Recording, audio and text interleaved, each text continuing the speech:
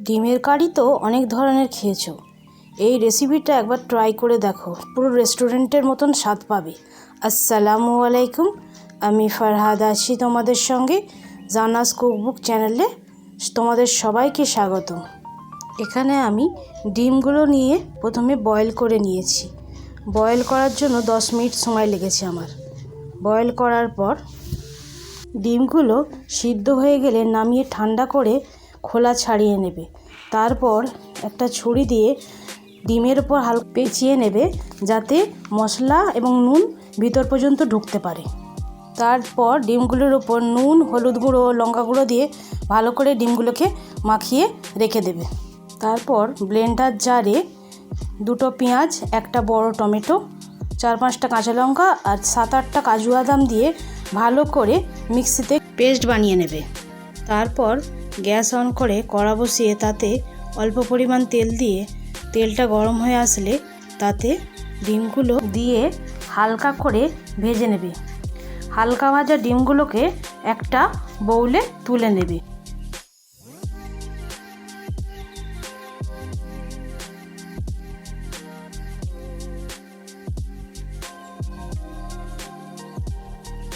এই কড়াইয়ে আবার গোটা গরম মশলা, গোটা জিরে, গোটা গোল ও তেজপাতার ফোড়ন দেবে।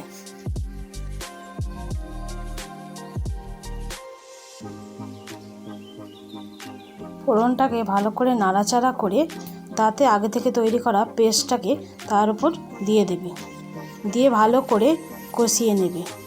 কষাতে কষাতে তার উপর 1 চামচ আদা রসুন বাটা দিয়ে দেবে, দিয়ে আবারও একটু ভালো করে নেড়ে ছেড়ে আদা রসুনের যখন গন্ধটা চলে যাবে তাতে এক এক করে হলুদ গুঁড়ো, লঙ্কা গুঁড়ো, ধনে গুঁড়ো ও জিরে গুঁড়ো দিয়ে আবারও ভালো করে কষিয়ে নেবে।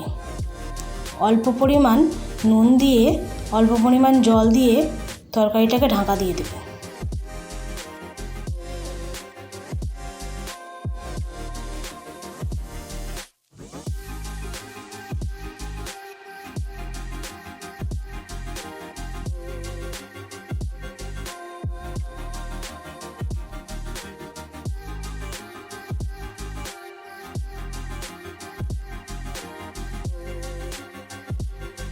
কষিয়ে নেবে।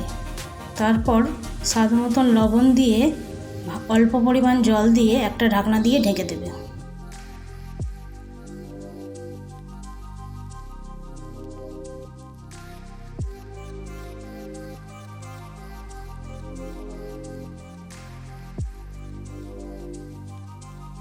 গ্রেভিটা ফুটে আসলে ওপর দিয়ে 1 চামচ চিনি স্বাদের জন্য দিয়ে দেবে।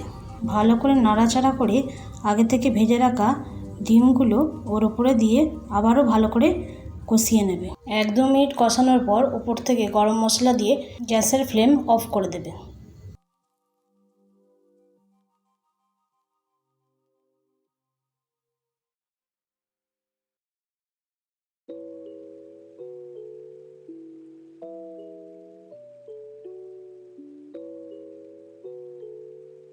তারপর একটা সার্ভিং বাউলে ঢেলে নিয়ে ওপর থেকে ধনেপাতা কুচি ছড়িয়ে দিলেই রেডি আমাদের রেস্টুরেন্ট স্টাইল এগ কারি। এই রেসিপিগুলো যদি তোমাদের ভালো লাগে সাবস্ক্রাইব করো, লাইক করো, শেয়ার করো, কমেন্ট করতে কিন্তু ভুলো না। বাই।